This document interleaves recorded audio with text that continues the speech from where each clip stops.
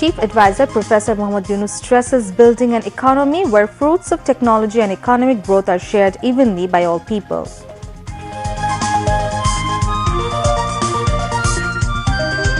Chief Advisor calls upon all to work together to face global challenges, saying a new world should be built based on 3 zeros.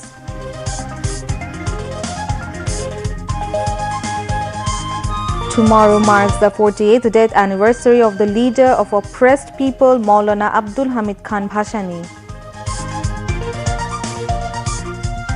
July uprising stories to be included in textbooks. Names of stadiums should be changed in 220 upazilas, remembering the martyrs, says Youth and Sports Advisor.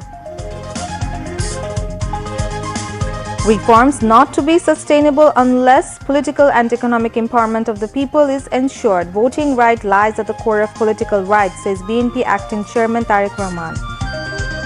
10 children killed in a fire that broke out at a hospital in the Indian province of Uttar Pradesh. And Bangladesh beat Maldives by 2-1 goals in the second and final FIFA friendly football match. Assalamu alaikum, I'm Tasnum Batasim, welcoming you to News at 10. You've just heard the headlines, now moving on to the details. Chief Advisor Professor Mohammad Yunus has stressed building an economy where benefits of technology and economic growth would be shared evenly by all people.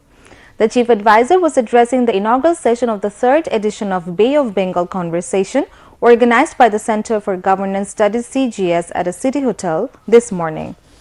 This year's conference titles A Fractured World brings together over 200 speakers, 300 delegates and an audience of 800 participants hailing from more than 80 countries around the world. Professor Yunus underscored the need for creating a world of 3 zeros: zero net carbon emission, zero wealth concentration by introducing social business to solve the people's problems rather than maximizing profit, and zero unemployment by turning the young people into entrepreneurs rather than job seekers.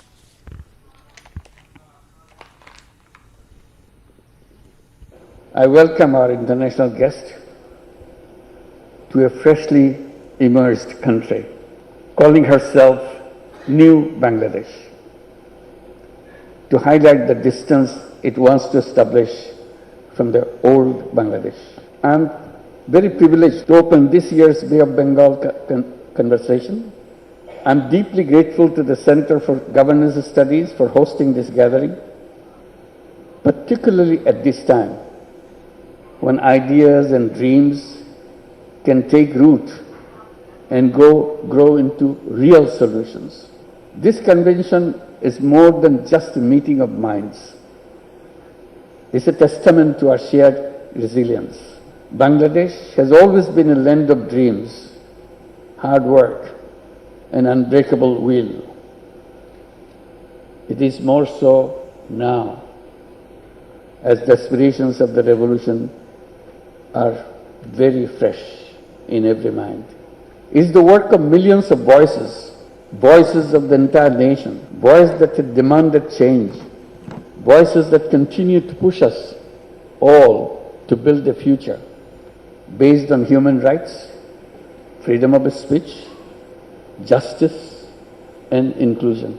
We need to create a world of 3 zeros: zero net carbon emission, zero wealth concentration, by introducing social business to solve people's problems rather than maximizing profit.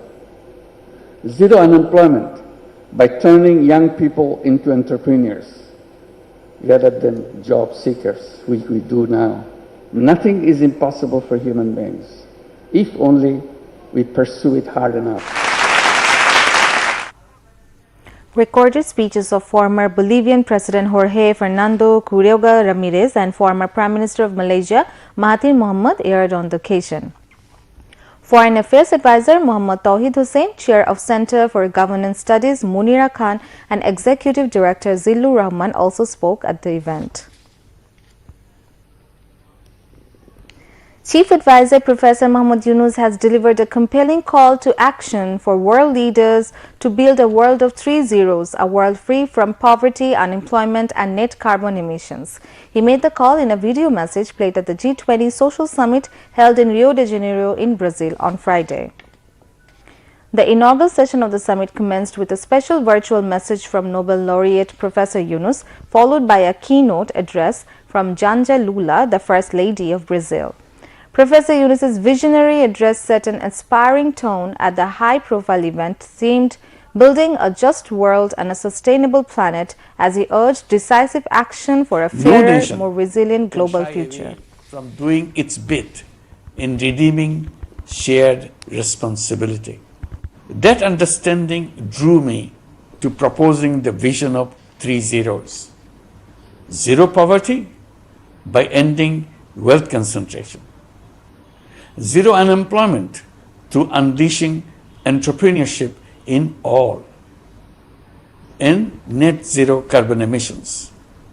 How do we get there? By mobilizing all our intellectual, financial, and youth power towards reaching these goals. Each of us have to adopt new attitudes, new lifestyles around reducing consumption and ensuring zero waste, wherever we are. It is beyond empathy or charity to create options, choices for the vast disenfranchised billions around the world. On that score, Bangladesh has been advancing specific ideas with the G20 working groups on women's empowerment and climate change. I look forward to welcoming my dear friend, President Lula, in Bangladesh so that we can zero in the transformative solutions for creating a hunger-free world. The Global Alliance has grown to 30 founding members comprising UN member states, UN agencies and international organizations. Over 300 participants including ministers, senior officials and dignitaries from around the world attended the G20 Social Summit.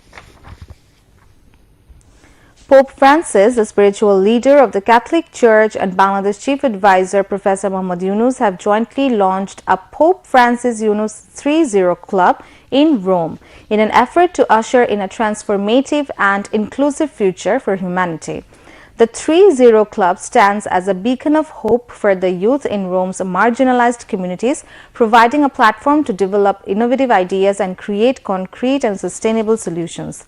In a letter to the Vicar General of Rome, Cardinal Baldorina, Professor Yunus said he was deeply honored by the gesture.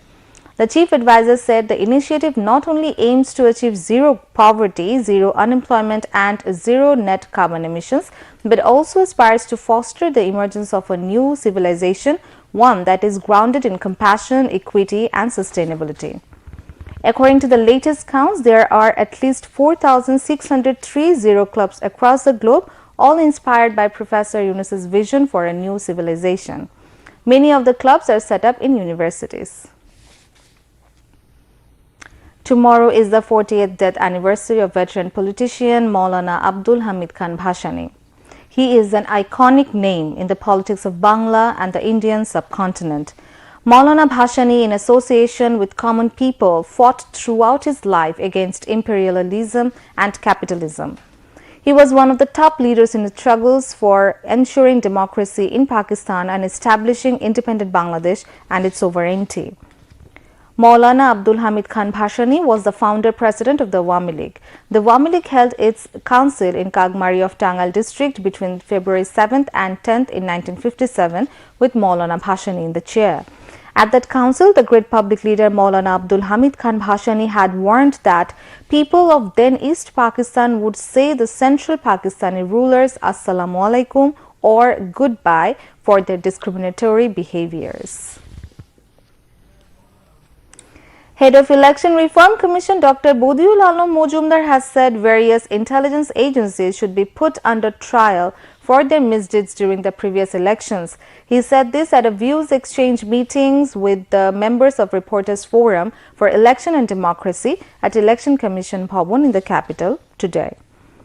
Bodiul Alam Mojumdar informed that so far the commission held 21 meetings. He said There were discussions on rules, procedures and laws, and they made recommendations on the basis of those discussions. He said that the Election Reform Commission does not have any agenda of its own. However, they are pledge bound not to betray with those who shed their blood during July-August mass upsurge.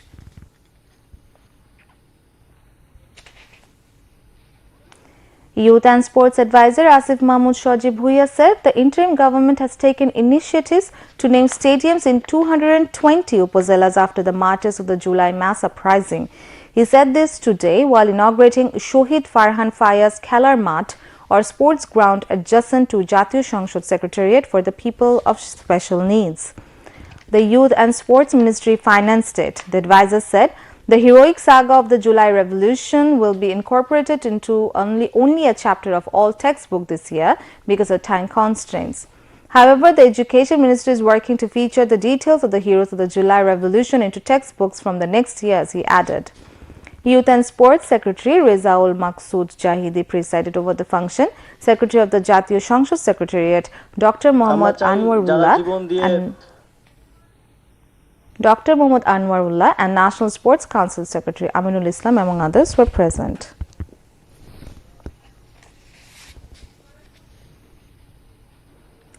Liberation War Affairs Advisor Farooq-e-Azam today exchanged views with the members of the Trustee Board and officials of the Liberation War Museum in the capital's Agarga. Liberation War Museum Trustee and Member Secretary Sara Zakir, Trustee Mofidul Haq and Chief Executive Officer Nasihun Amin were present in the meeting. Subsequently, the advisor visited the museum. He instructed authorities concerned on various issues related to the museum and called upon them to work together for the greater interest of the country.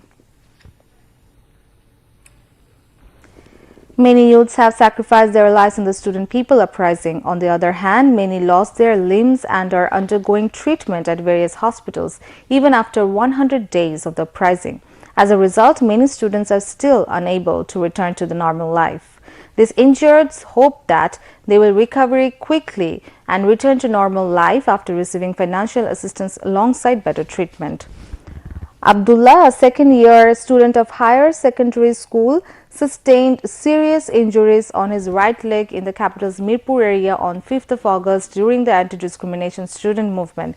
He was subsequently admitted to Dhaka's National Institute of Traumatology and Orthopedic Rehabilitation. Even though he feels somewhat better after receiving quality care, his family is having financial difficulties.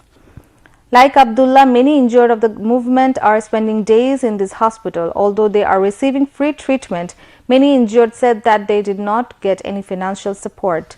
The director of the National Institute of Traumatology and Orthopedic Rehabilitation said that currently 57 seriously injured patients are undergoing treatment in this hospital.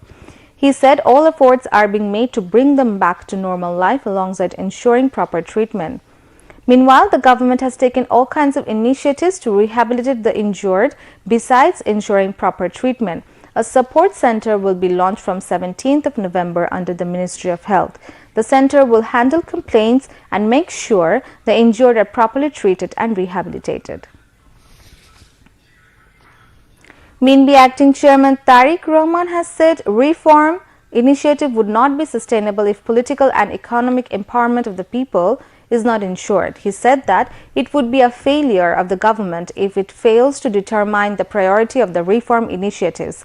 The failure of this government would be the failure of all, Tariq Rahman mentioned. He said this virtually at the 3rd National Conference of National Textile Engineers Association held at the Engineers Institution Auditorium in the capital today.